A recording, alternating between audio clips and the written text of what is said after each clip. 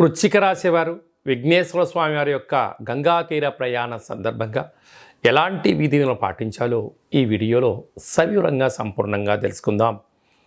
వృశ్చిక రాశిలో ఏ నక్షత్రాలు వస్తాయనగా విశాఖ నక్షత్రంలోని చివరిపోయిన 4వ పాదం, అనురాధ నక్షత్రంలో 4 పాదాలు, జ్యేష్ఠ నక్షత్రంలో 4 పాదాలు కలిపితే వృశ్చిక రాశి.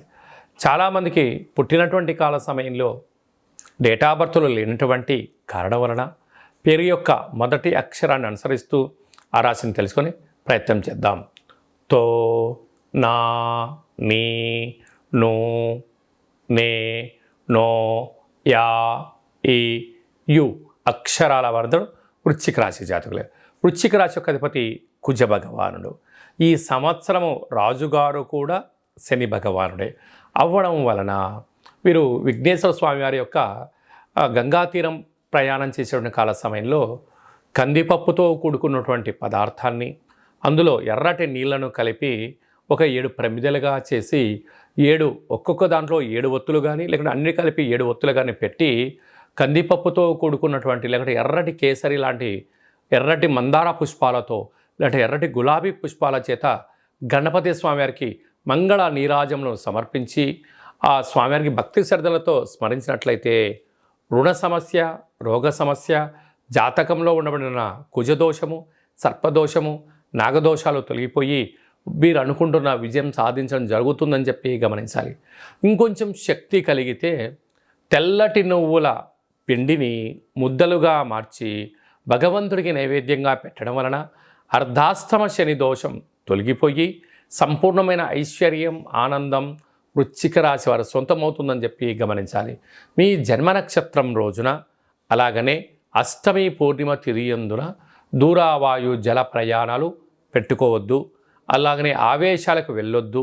ధర్మంగా ఉండండి, ఆధ్యాత్మికంగా ఉండండి, భగవత్ సేవలో గడపండి. వీలైతే భగవద్గీతను చదవండి, గోమాతలకు సేవ చేసే ప్రయత్నం చేయండి. మనశ్శాంతి వృశ్చిక రాశి వారు సొంతం అవడానికి చాలా అవకాశాలు ఉన్నాయి. అలాగనే పంచమ స్థానంలో రాహు ఉండడం వలన అనేక మంది ధనం మూలం ఇదని జగత్తు, అంటే ధనం మీ దగ్గర ఉన్నంత వరకు చుట్టూ నీ వాళ్ళు ఉంటారు. ఒక్కసారి మీ దగ్గర డబ్బులు లేవా, నీ పిల్లలు, కొడుకులు, కోడళ్ళు, తల్లిదండ్రులు ఎవ్వరూ కూడా నీ వారు కాదు అన్నట్టుగా ఉండే పరిస్థితి ఉంటుంది. కనుక వీలైనంత వరకు ధనాన్ని పొదుపుగా ఖర్చు పెట్టి మానవ ప్రయత్నం చేయండి.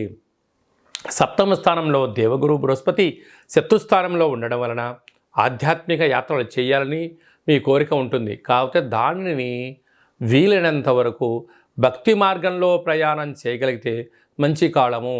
అష్టమంలో కుజ భగవానుడు సంచారం చేయడం వలన కుజదోషం కావడం వలన దూరావాయు జల ప్రయాణాలు, అనేక రకాల ఇబ్బందులు, వాహన ప్రమాదాలు పొంచి ఉన్నాయి. తస్మాత్ జాగ్రత్త.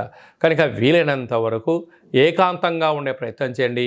మీ మనస్సు ఏదైతే చెప్తే ఆ దాన్ని మీరు పాటించగలిగినట్లయితే ఆరోగ్య సమస్యలను, ధనపరమైన ఇబ్బందులను, వృత్తి, ఉద్యోగ, వ్యాపార కార్యక్రమంలో ఆటంకాలను తొలగించుకుని మానవ ప్రయత్నం చేయగలగాలని చెప్పి గమనించాలి.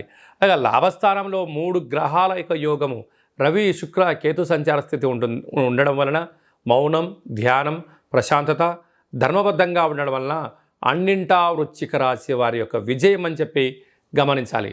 అలాగా చేతి వృత్తులు, స్వయం వృత్తులు, వ్యవసాయదారులు, అలాగనే పెట్టుబడిదారులు, గృహ భవన నిర్మాణ కార్యక్రమం చేసేవారు, సాఫ్ట్వేర్, హార్డ్వేర్ ఉద్యోగస్తులకు కొద్దిపాటి పరీక్షా కాలమే అని చెప్పి గమనించాలి.